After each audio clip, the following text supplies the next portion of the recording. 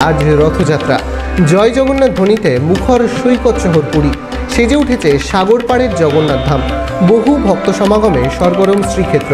মন্দিরের সামনে ভিড় লক্ষ লক্ষ পুণ্যার্থীদের। এবারে রথযাত্রার দিনেই শুরু হচ্ছে চন্দ্র দর্শন, রবি পুষ্যযোগ ও সর্বার্থ সিদ্ধি যোগ। বিরল এই বিশেষ শুভযোগে পালিত হবে রথযাত্রা। ৫৪ বছর পর এই মহাযোগ ঘটতে চলেছে রথযাত্রার দিন। পুরীতে রথযাত্রা উৎসবে যোগ দেবেন রাষ্ট্রপতি দ্রৌপদী মুর্মু। ৪ দিনের ওড়িশা সফরে যাচ্ছেন তিনি। সম্প্রতি হাথরাস কাণ্ডের কথা মাথায় রেখে ভিড় নিয়ন্ত্রণের ক্ষেত্রে বাড়তি সতর্কতা অবলম্বন করেছে পুলিশ প্রশাসন। এই মুহূর্তে পুরীর রথযাত্রার ছবি আপনারা দেখতে পাচ্ছেন। ইতিমধ্যেই লক্ষ লক্ষ পুণ্যার্থী সেখানে ভিড় করেছে। পুরীর রথযাত্রার ছবি সরাসরি আপনারা আমাদের পর্দায় দেখতে পাচ্ছেন। বহু ভক্ত সমাগমে সরগরম শ্রীক্ষেত্র। ইতিমধ্যেই জগন্নাথ, বলরাম এবং সুভদ্রার ৩ রথ, নন্দীঘোষ, তালধ্বজ এবং দর্পদলন সেজে উঠেছে। এবং পুরীর পাশাপাশি আমরা দেখাচ্ছি কলকাতা ইস্কনের ছবিও। কলকাতা ইস্কনও সুন্দরভাবে সেজে উঠেছে। ইস্কনের যে রথ, সেই রথ সুন্দরভাবে সেজে উঠেছে। সেই রথের দড়িতে আজকে টান দেওয়ার জন্য আমন্ত্রণ জানানো হয়েছে মুখ্যমন্ত্রী মমতা বন্দ্যোপাধ্যায়কে। সূত্র মারফত জানা যাচ্ছে দুপুর 2টো নাগাদ মুখ্যমন্ত্রী মমতা বন্দ্যোপাধ্যায় ইস্কনের এই রথে এসে সামিল হবেন। একদিকে যেমন কলকাতা ইস্কনের ছবি দেখছেন আপনারা, তার পাশাপাশি পুরীর ছবিও আপনারা দেখতে পাচ্ছেন। এই মুহূর্তে আমরা আবারও কলকাতা ইস্কন এবং পুরীর রথযাত্রার ছবি কিন্তু আমরা দেখতে পাচ্ছি। পুরীতে ইতিমধ্যেই বহু ভক্ত সমাগম হয়েছে এবং পাশাপাশি কলকাতা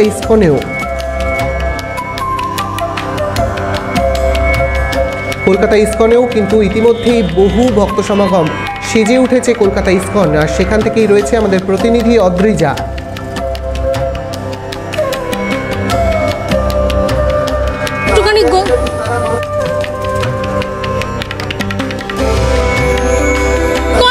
রথযাত্রায় ৫৩তম বর্ষ ইস্কন দ্বারা আয়োজিত রথযাত্রা উৎসব। এবং সেই আমি আমার ক্যামেরা পার্সনকে বলবো একবার একটু প্রভু জগন্নাথ দেবের রথের দিকে যদি একটু দেখানো যায়।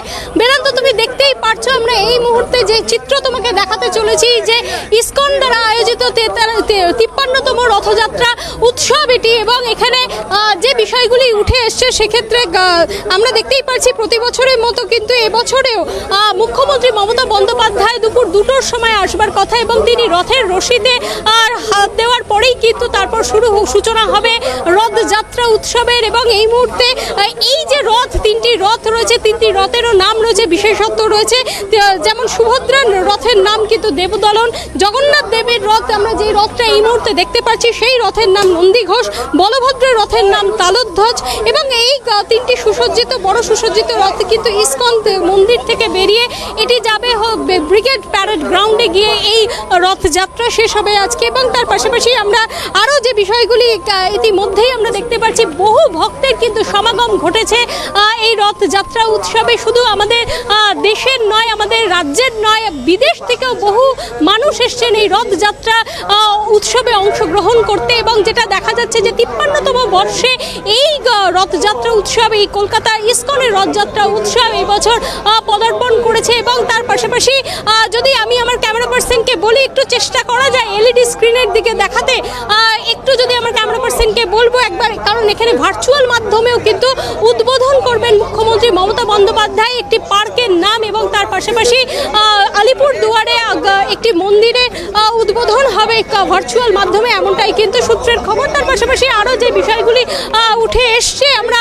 আরেকটু যদি আমার ক্যামেরা পার্সনকে বলবো একবার একটুখানি রথের দিকটা যদি একটু দেখানো যায়, সেক্ষেত্রে তো তুমি দেখতেই পারছো যে রথের দিকে আমি একটু বলবো আমার ক্যামেরা পার্সনকে একটু দেখাতে।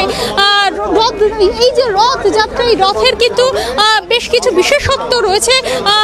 প্রথমত যে রথটি জগন্নাথ দেবের রথ, সব থেকে বড় এখানে হয় হচ্ছে বলরাম অর্থাৎ বলভদ্রের রথ। তার উচ্চতা কিন্তু 38 ফুট এবং চওড়া 18 ফুট, দৈর্ঘ্য 36 ফুট এবং 90% কিন্তু লোহার তৈরি। এবং দীর্ঘ 40 বছর ধরে এই রথে চড়েই কিন্তু বলভদ্র মাসির বাড়ি যান। এবং তার পাশাপাশি আরও যে জিনিসগুলো আমরা দেখতে পাই এই রথের ক্ষেত্রে, সেক্ষেত্রে সুভদ্রার যে রথ, বোন সুভদ্রা, জগন্নাথ দেবের বোন সুভদ্রার রথ কিন্তু সব থেকে ছোট। জগন্নাথ দেবের রথ বলরাম